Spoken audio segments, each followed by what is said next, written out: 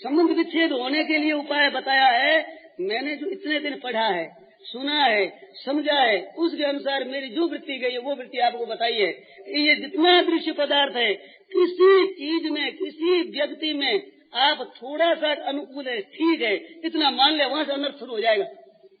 एक खास सार बात है, जहाँ आप अनुकूलता मान लोगे, प्रियता मान लोगे, थोड़े से कि स्वामी जी हमारे अनुकूल इतना मान लोगे, फिर जरूरत नहीं फंस जाओगे, तुम पूरे के पूरे फंस जाओ।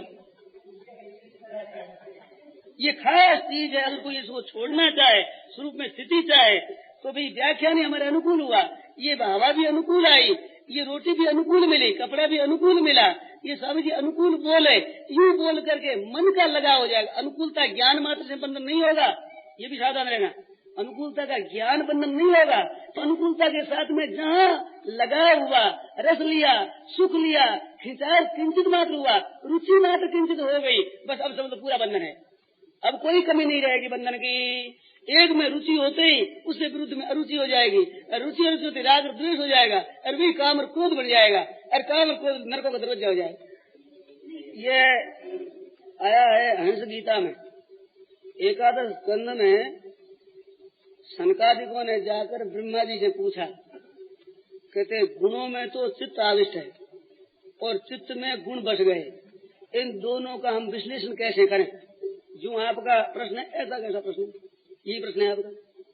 चित्त में तो गुण आकर के पदार्थ बस गए और पदार्थों में जाकर चित्त फंस गया हमारा, तो इन दोनों का अलगाव हम कैसे करें? ऐसा प्रश्न आया तो ब्रह्मा जी सोचने लगे। ब्रह्मा जी को उत्तर नहीं आया। भागवत एकादश स्कंद में है, हंस गीता, उसे पढ़ सकते हैं। तो उत्तर नहीं आया तो प्रश्न पार तितीर्ष है।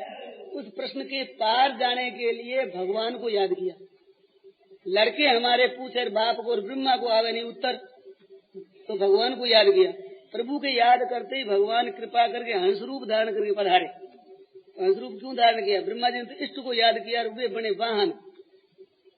इष्ट होकर नहीं आए, गुरु बनकर नहीं आए, ब्रह्मा जी का वाहन बन करके आए, हंस बन करके आए। तो हंस बनकर क्यों आए?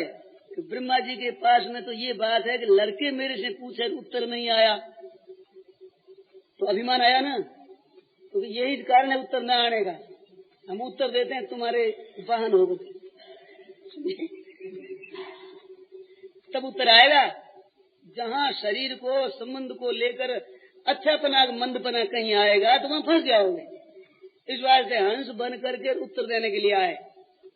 और उसमें कारण लिखा है भागवत में दूसरा एक, कि उनको प्रश्न का पार क्यों नहीं आया, तो वहाँ कर्म धी शब्द आया है। मेरे को श्लोक याद नहीं है, मैंने पढ़ा, मेरे पर असर पड़ा कि ब्रह्मा जी को उत्तर क्यों नहीं आया, कि वो कर्म में लगे हुए थे, रात दिन कर्मों में। इस बात से इस प्रश्न का उत्तर नहीं आया। तब हंस रूप होकर के आए तो उन सनकादिकों ने पूछा कि तुम कौन हो, प्रश्न पूछा। तो प्रश्न के उत्तर में हंस कहते हैं कि तुम्हारा प्रश्न है ये शारीरिक विषय, शरीर विषय में है, आत्मा के विषय में है।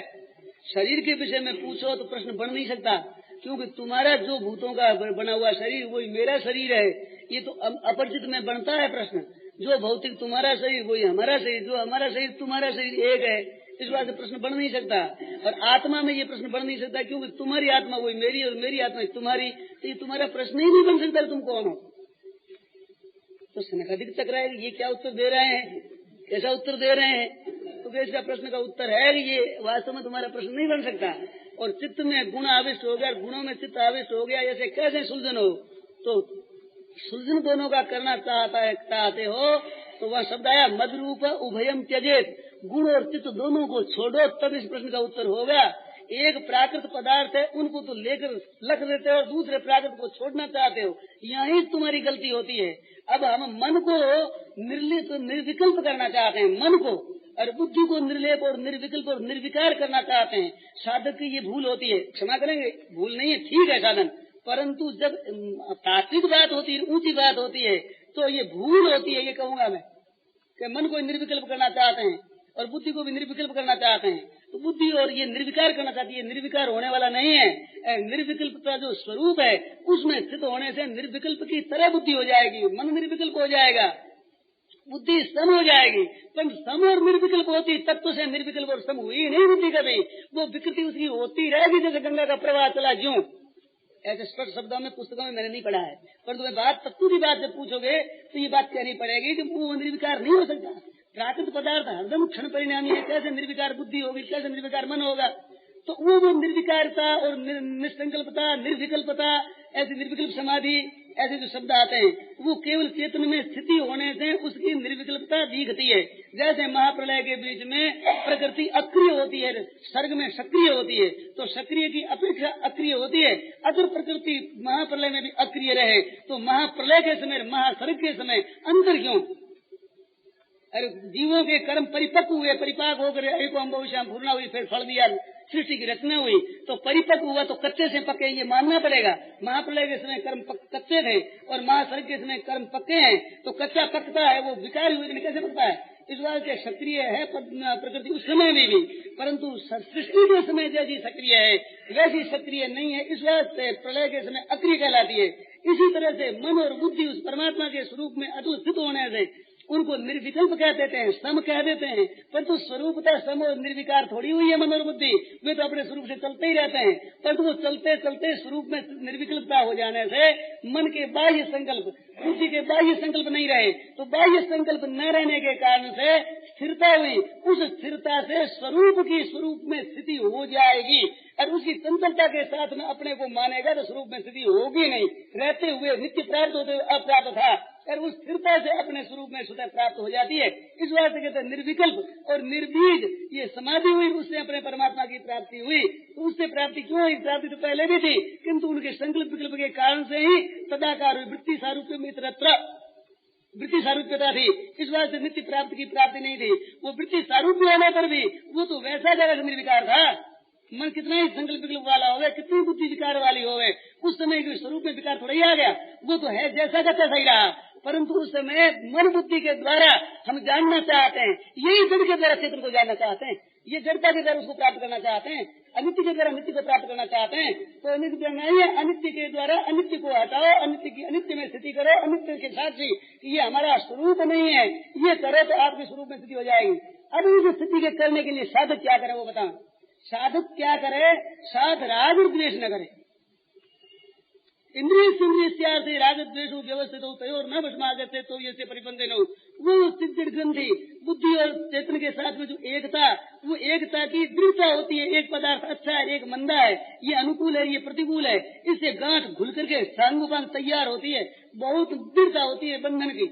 इस बात से इसको दूर करना चाहो तो हर एक घटना में, हर एक पदार्थ में, हर एक क्रिया और परिस्थिति में आप राग द्वेष मत होने दो, रुचि और अरुचि मत होने दो, एक करो।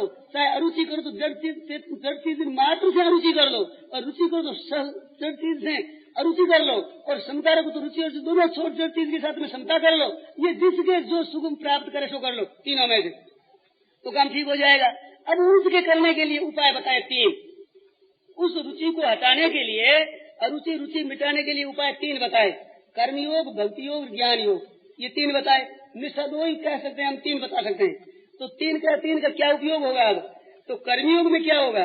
कर्मयोग में दूसरे को सुख कैसे पहुंचे, अपने स्वार्थ का त्याग। वो त्याग, अपने स्वार्थ का त्याग यानी मेरा स्वार्थ हो जाए, मेरे को सुख मिले, इस वृत्ति को छोड़ते छोड़ते सबके लिए सुख, सबके लिए सुख।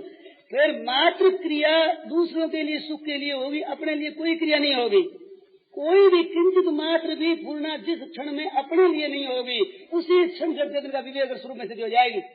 उसी क्षण सब कर्तव्य पूरा हो गया। कृत्य होता है। कृत्य तभी होता है कि जब अपने लिए कुछ करना नहीं रहता, तब कृत्य होता है। कृत्य का अर्थ नहीं कि दुनिया का काम कर लिया, कोई दुनिया का काम बाकी नहीं रहा, ये कृत्यता नहीं है। और प्राप्तव्य की अर्थ नहीं कि इतना धन ले लिया तो प्राप्त हो गया, प्राप्तव्य बाकी नहीं रहा, ये नहीं होगा। ऐसे भी इतने पदार्थों को जान लिया तो ज्ञात ज्ञातव्य हो गया, ये नहीं है। तीनों बातें ये कृत्य और प्राप्तव्य और ज्ञात ज्ञातव्य। ज्ञातव्य को तो जानने लायक को जान लिया, करने लायक को कर लिया और लेने लायक को ले लिया। कब? कि जब अपने लिए कुछ भी लेना बाकी नहीं रहेगा। तो अपने लिए लेना बाकी नहीं रहेगा तो कर्मयोग से सिद्धि हो जाएगी। कर्मयोग से सिद्धि हो जाएगी। दूसरों के लिए करते हैं, सेवा रूपी काम करते हैं सभी।